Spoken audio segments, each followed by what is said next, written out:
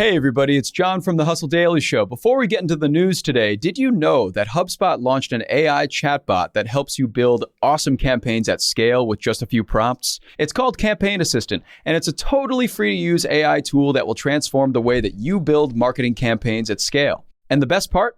It works seamlessly with all of HubSpot's marketing and sales tools to scale your output across email, social, and more. So AI your way into the most effective campaigns yet at HubSpot.com/campaign-assistant.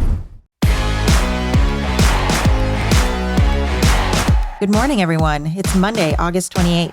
I'm Juliet Bennett Rylah here with Ben Berkley, and this is the Hustle Daily Show. A mysterious group bought up so much land outside of San Francisco that it kicked off an investigation. As it turns out, it's a familiar scheme. Silicon Valley types dreaming of their own utopian city. Will it join the long list of grand plans left unmaterialized, or can this one come to fruition? We'll tell you where things stand now, but first, let's talk about what else is happening in the world of business and tech.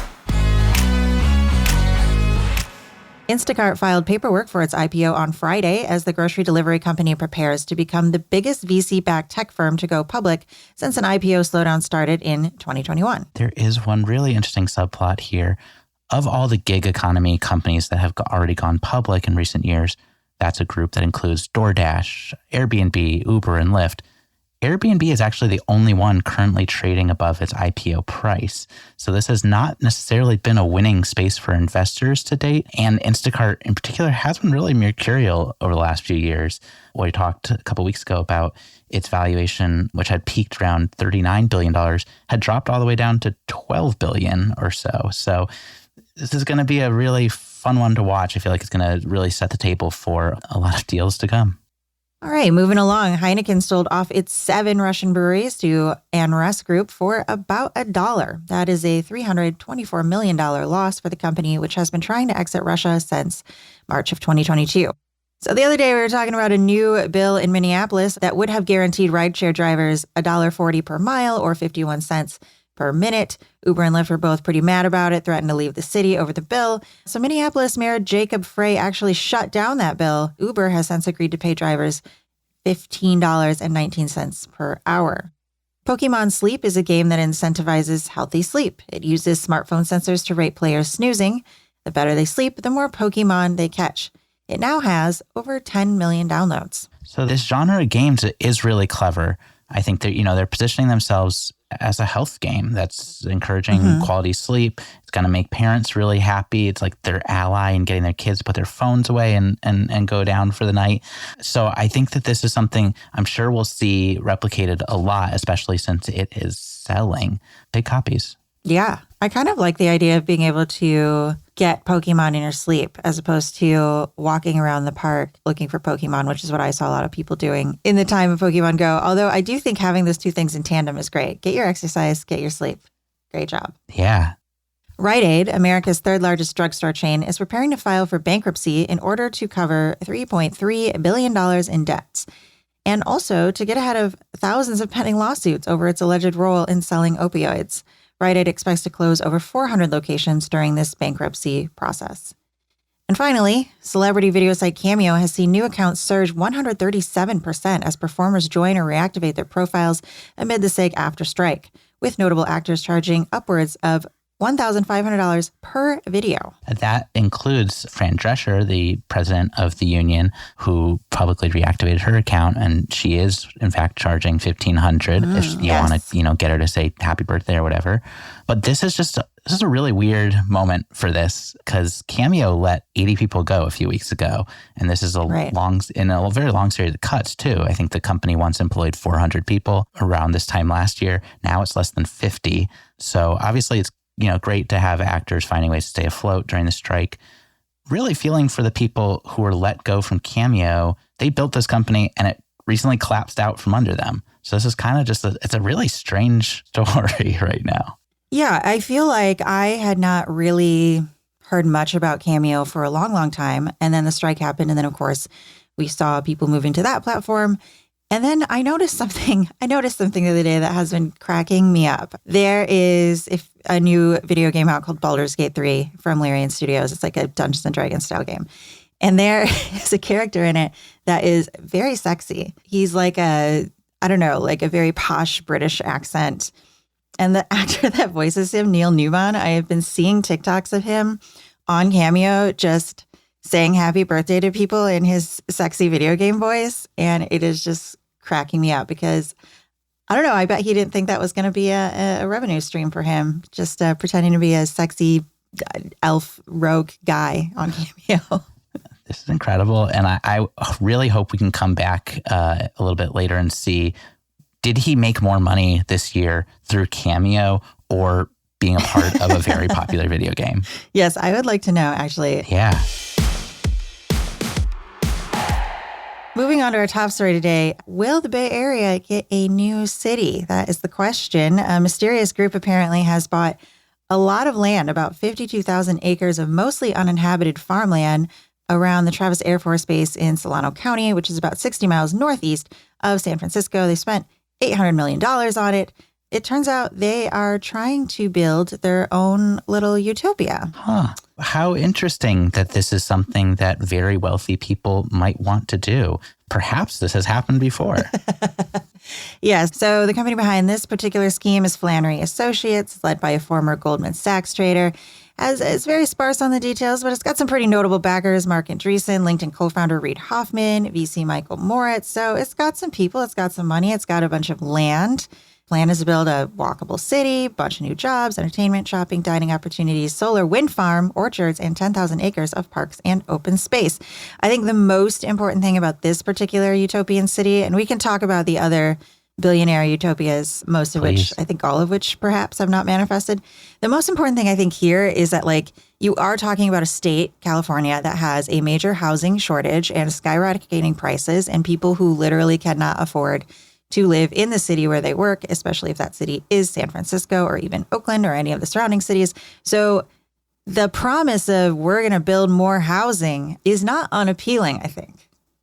No, that's true. I think obviously that comes with the hope that there would be enough investment in other things that this place would need. I think, we've noted that in this story that there's a 2-lane highway that's already congested that serves this area. That's not going to be sustainable for anyone in that region. And they're going to really need a lot of support from people in the region because currently it seems this land is not zoned for residential use. So they're going to have to get some level of civic backing to change that. Right. Yeah. According to the New York Times, I think the most likely option, it sounds like, would be a ballot initiative where people would vote on, yes, we want to change these restrictions so that this can move forward. And so I think that kind of leads us back around to housing. This is always the challenge, is it turns into this circular thing of we really need it. But then there's always a lot of people saying where they want it and where they don't want it.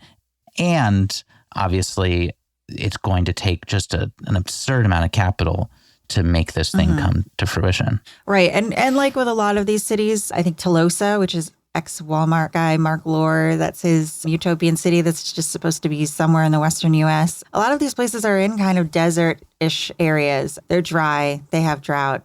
They're frequently on fire.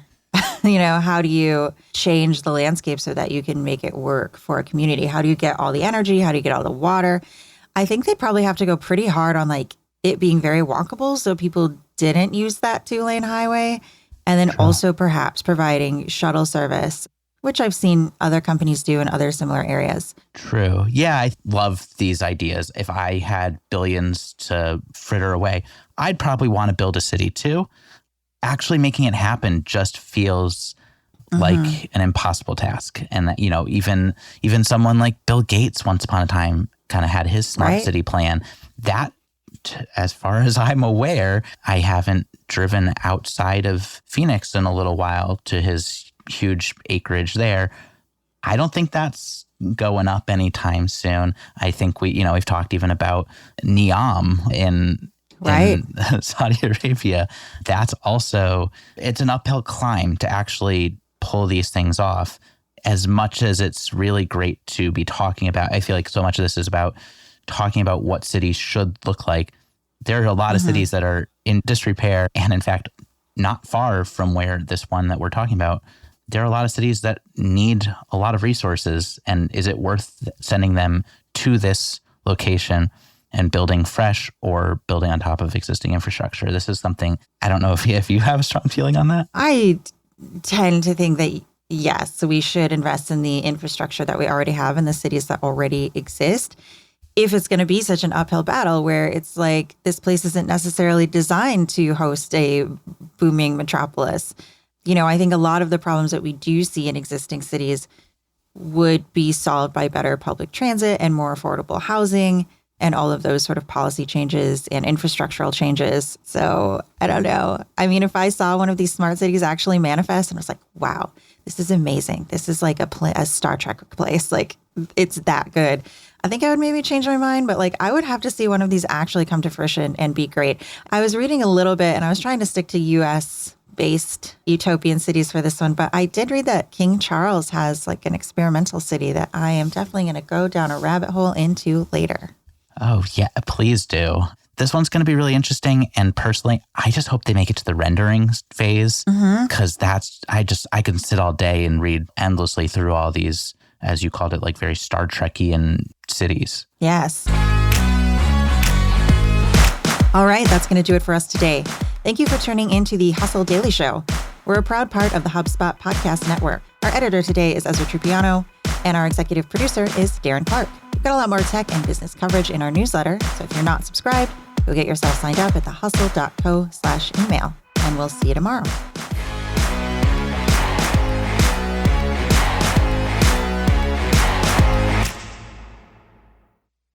Let me tell you about a show that I've been loving lately. It's called Entrepreneurs on Fire. It's hosted by the incredible John Lee Dumas. It's available now on the HubSpot podcast network. Entrepreneurs on Fire stokes inspiration and shares strategies to fire up your entrepreneurial journey and create the life that you've always dreamed of. I'm a big fan of this podcast. It has energy, it has value, and it's all about learning about entrepreneurship. I was just listening to an episode the other day. JLD interviewed Jay Rogers, who was such a wealth of information. He kind of went into how entrepreneurship chooses you. You don't necessarily choose it, and that failure only happens when you stop trying to win. A lot of gems in this one, so I highly recommend checking out that particular episode along with the rest.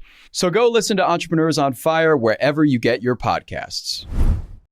Hey guys, if you listen to the Hustle Daily Show on Google Podcasts, we want to let you know that the option will no longer be available pretty soon. Google is sunsetting its podcast app sometime in early 2024 in favor of YouTube Music, and we want to give you a heads up before it's too late since that time's almost here. The Hustle Daily Show is available everywhere and anywhere that you listen to podcasts like Apple Podcasts and Spotify. If you're using YouTube Music, we are there as well. If you're an Android fan, there are plenty of apps like Overcast, Pocket Casts, Player FM, and more. So just search for us wherever you decide to listen to your favorite podcasts.